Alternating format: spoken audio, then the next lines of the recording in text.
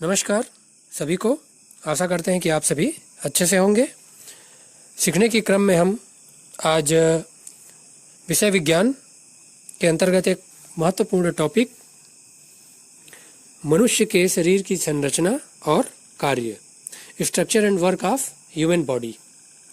मनुष्य के शरीर की बनावट कैसी होती है और किस तरीके से उनके विभिन्न अंग और अंग तंत्र मिलकर कार्य करते हैं, इन सभी इम्पोर्टेंट पॉइंट के बारे में आज के वीडियो में हम जानेंगे। जैसा हमेशा की तरह हमारा जो आज का वीडियो है वह विभिन्न कक्षाओं के साथ साथ विभिन्न प्रतियोगी परीक्षाओं, कॉम्पिटिटिव एग्ज़ाम के लिए भी बहुत ही महत्वपूर्ण है, क्योंकि इस टॉपिक से जुड़े हुए इम्पोर्टेंट पॉइंट को आज हम इस वीडियो में देखेंगे, समझेंगे, जानेंगे। तो आप सभी इस वीडियो को शुरू से आखिरी तक ध्यान से देखिए। आज का वीडियो जो है जो लंबा हो सकता है, क्योंकि इसके जो महत्वपूर्ण पॉइंट है उसे हम क्रम से जानेंगे सभी बिंदुओं को। तो आज के वीडियो में हम मुख्य रूप से जिन बिंदुओं पर चर्चा करेंगे उसे सबसे पहले देखते हैं। सबसे पहले हम देखेंगे जो महत्वपूर्ण बिंदु है वे 6 बिंदु हैं। 6 बिंदुओं के अंतर्गत आज का वीडियो हमारा रहेगा। वे हैं पाचन तंत्र, डाइजेस्टिव सिस्टम, परिसंचरण तंत्र, सर्कुलेटरी सिस्टम, श्वसन तंत्र, रिस्पायरेटरी सिस्टम, उत्सर्जन तंत्र, एक्सक्रेटरी सिस्टम, तंत्रिका तंत्र, नर्वस सिस्टम, प्रजनन तंत्र, रिप्रोडक्टिव सिस्टम। तो इन सभी बिंदुओं पर हमारा आज का वीडियो रहेगा। तो चलिए आगे बढ़ते हैं। मनुष्य सहित सभी जंतुओं का शरीर अनेक अंगों से मिलकर बना होता है। हम सभी जान रहे हैं हमारा शरीर भी विभिन्न अंगों से मिलकर बना होता है, जैसे हृदय, फेफड़े, यकृत, अमाशय, अग्नाशय, आंत, इन सभी से मिलकर बना होता है। तो ये सभी अंग जो होते हैं ये मिलकर क्या बनाते हैं? ये अंग मिलकर अंग तंत्र बनाते हैं। अब आगे बढ़ते हैं। पहला जो हमारा बिंदु है, इंपॉर्टेंट पॉइंट, वह है पाचन तंत्र, डाइजेस्टिव सिस्टम। सोचिए, अगर आपको बिना भोजन दिए लगातार कार्य करने को कहा जाए या लगातार कार्य करने को दिया जाए तो क्या होगा? सोचिए क्या होगा। जंतुओं को हम कार्य नहीं कर पाएंगे, है ना। लगातार अगर कार्य करने को दिया जाए तो हम थक जाएंगे, क्योंकि हमको ऊर्जा नहीं मिलेगी। तो जंतुओं को दैनिक जीवन की जो विभिन्न क्रियाएं होती है उनको करने के लिए क्या होता है? ऊर्जा, एनर्जी की आवश्यकता होती है ना। तो ये जो ऊर्जा होती है वह हमें कहाँ से मिलता है? वह हमें भोजन से मिलता है। तो मनुष्यों में जो भोजन ग्रहण करने, उसे पचाने एवं बिना जो पचे होते हैं भोजन, उसको क्या करना होता है? शरीर से बाहर निकालने के लिए क्या होते हैं? एक विशेष अंग होते हैं। तो ये सभी अंग क्या करते हैं? मिलकर पाचन तंत्र या डाइजेस्टिव सिस्टम कहलाते हैं। पाचन अंगों और पाचक ग्रंथियों से मिलकर बनता है। हमारा जो डाइजेस्टिव सिस्टम है, पाचन तंत्र क्या होता है? पाचन अंगों और पाचन तंत्रों से, पाचक ग्रंथियों से मिलकर बनता है, जो निम्नलिखित है। इसे आगे देखते हैं। तो मनुष्य का पाचन तंत्र के अंतर्गत पहला है पाचन अंग। तो पाचन अंग में क्या क्या आते हैं? मुख, माउथ, ग्रसनी, फेरिंग्स, ग्रास नली, ओसियोफेगस, अमाशय, स्टमक, आंत, इंटेस्टाइन, मलद्वार, एनस, ये सभी पाचन अंग है। आगे देखते हैं पाचन ग्रंथियां या पाचक ग्रंथियां। वे क्या क्या होते हैं? लार ग्रंथियां, सलाइवरी ग्लैंड, ये हमारे मुख में बनते हैं। जान रहे हैं हम सभी, लार बनते हैं, ये भोजन के पाचन में सहायता करते हैं।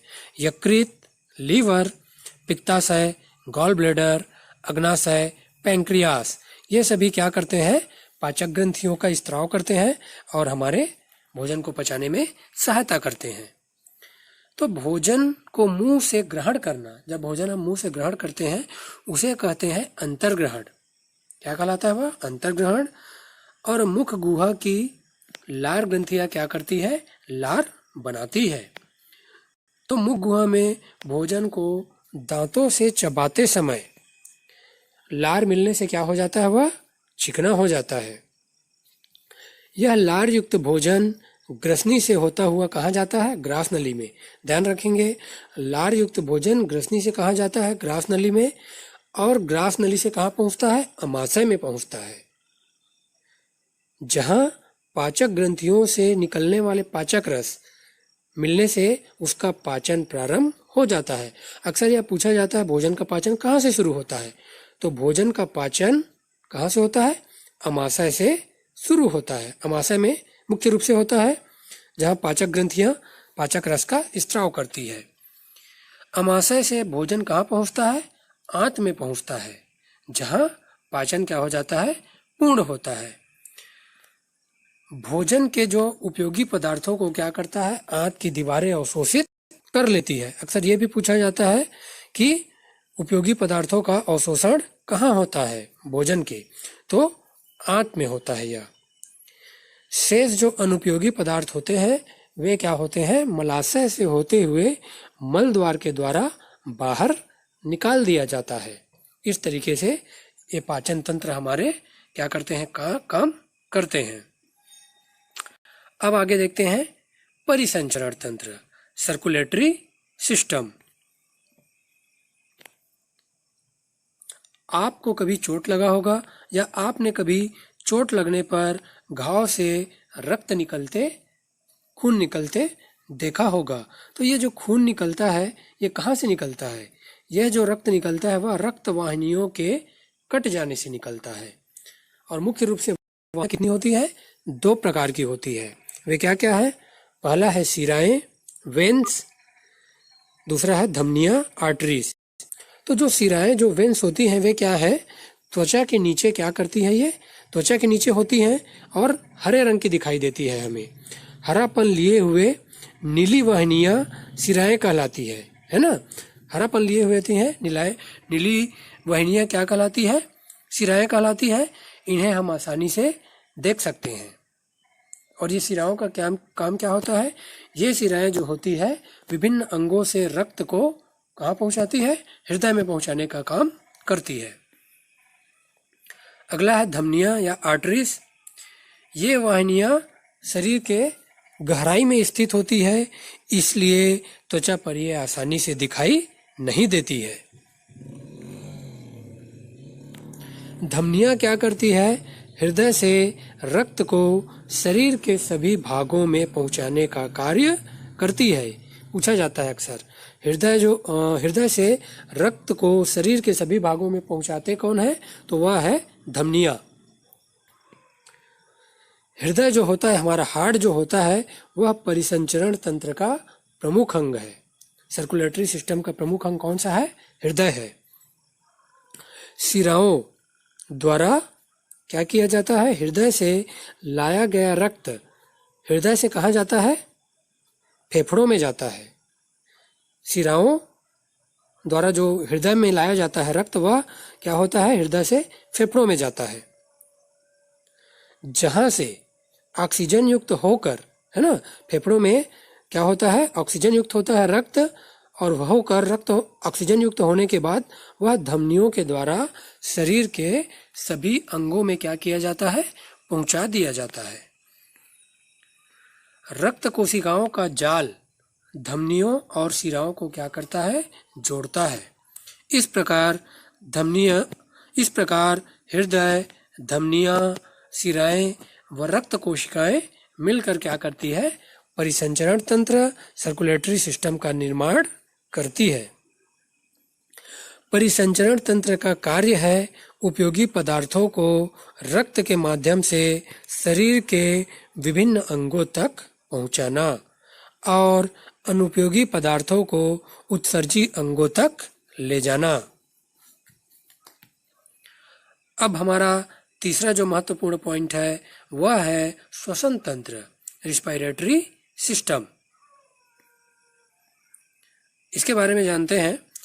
जब हम सांस लेते हैं तब ऑक्सीजन क्या होता है, नाक और श्वास नली से होता हुआ फेफड़ों में जाता है, और जब हम सांस छोड़ते हैं तो कार्बन डाइऑक्साइड क्या होता है, इसी मार्ग से बाहर निकल जाता है। यह है मनुष्य का श्वसन तंत्र। फेफड़ों से ऑक्सीजन को शरीर के सभी अंगों तक ले जाना।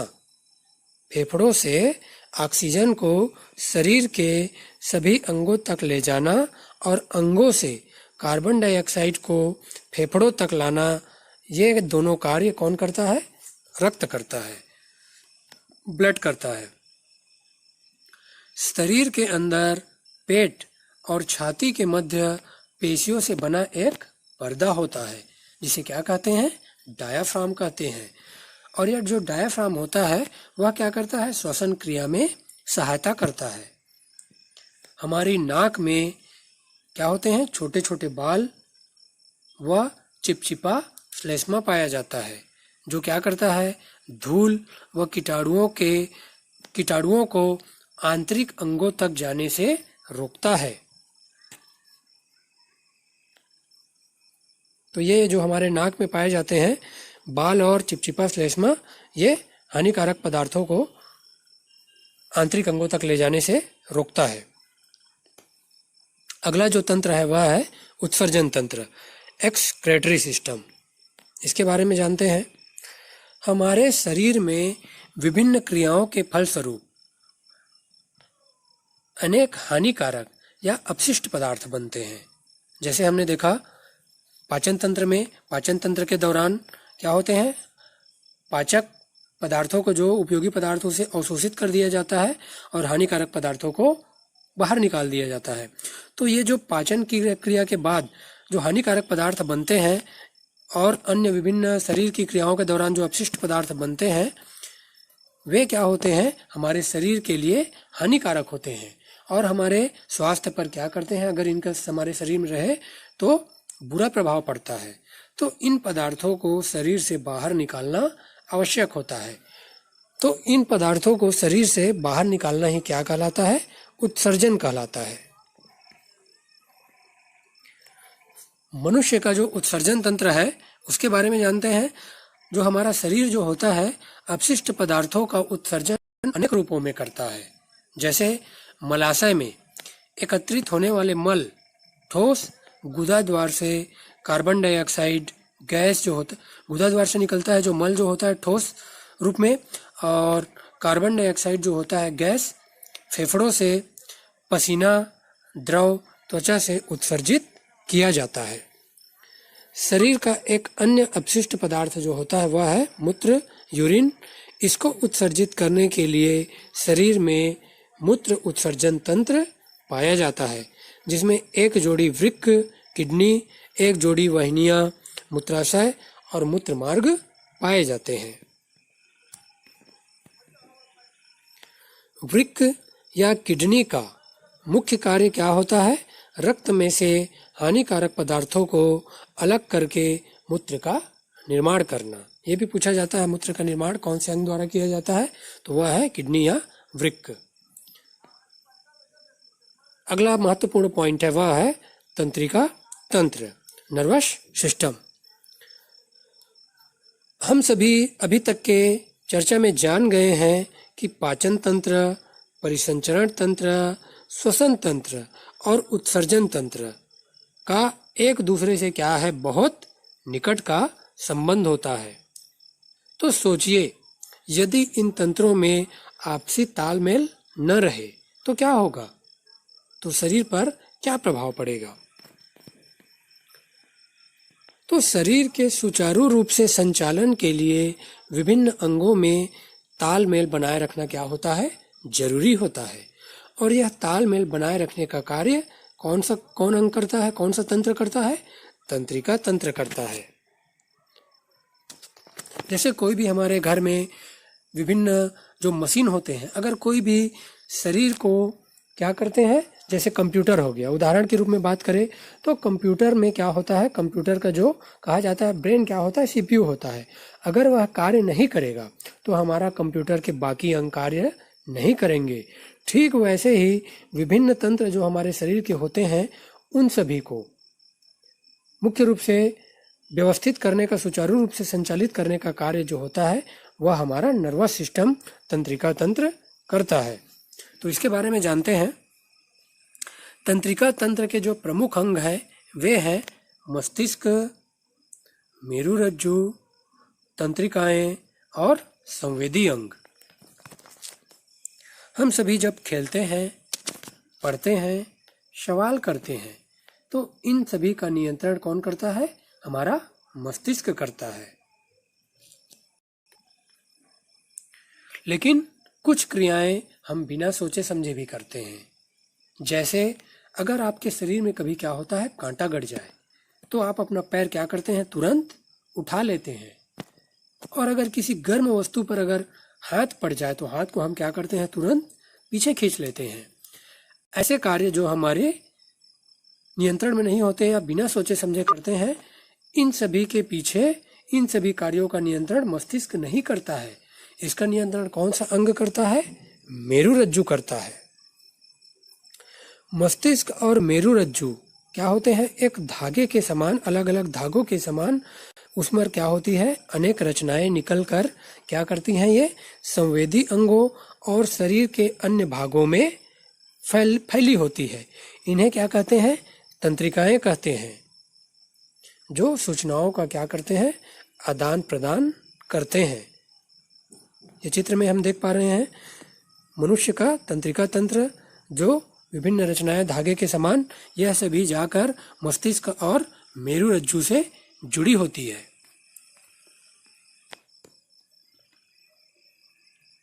अगला है संवेदी अंग, सेंस ऑर्गन्स। हम जान रहे हैं सेंस ऑर्गन मुख्य रूप से 5 होते हैं: आँख, नाक, कान, जीभ और त्वचा। आँख हमारा क्या करता है? देखने का कार्य, नाक जो है सूंघने का, कान सुनने का, जीभ जो है स्वाद का, और त्वचा क्या करता है? फील का, किसी गर्म ठंडे का अनुभव इस त्वचा के द्वारा होता है। तो ये हमारे संवेदी अंग होते हैं। अगला जो तंत्र है वह है प्रजनन तंत्र, रिप्रोडक्टिव सिस्टम। आप सभी जानते हैं कि सभी जीवधारी प्रजनन क्रिया द्वारा अपने समान जीव उत्पन्न करते हैं। जैसे मुर्गी के अंडों से क्या होता है? चूजे निकलते हैं। बिल्ली से बिल्ली के बच्चे, कुत्ता से कुत्ते के बच्चे, मनुष्य से मनुष्य का बच्चा पैदा होता है। तो ये सभी जो हमारे प्रजनन तंत्र के जो विभिन्न अंग पाए जाते हैं, उन सभी के द्वारा संपन्न होता है। ये रिप्रोडक्टिव सिस्टम के द्वारा संपन्न होता है। जो प्रजनन तंत्र में मुख्य रूप से जो अंग है, नर में है, वे क्या होते हैं? प्रमुख प्रजनन अंग वृषण है, और मादा में क्या होते हैं? अंडाशय होते हैं। तो ये रिप्रोडक्टिव सिस्टम है। तो आज के मनुष्य में जो विभिन्न हमारे कहना चाहिए जो तंत्र पाए जाते हैं, उनके बारे में, मनुष्य के विभिन्न शरीर के अंग जो होते हैं उनके बारे में, जो इम्पोर्टेंट पॉइंट है उनके बारे में हमने आज के वीडियो में जाना।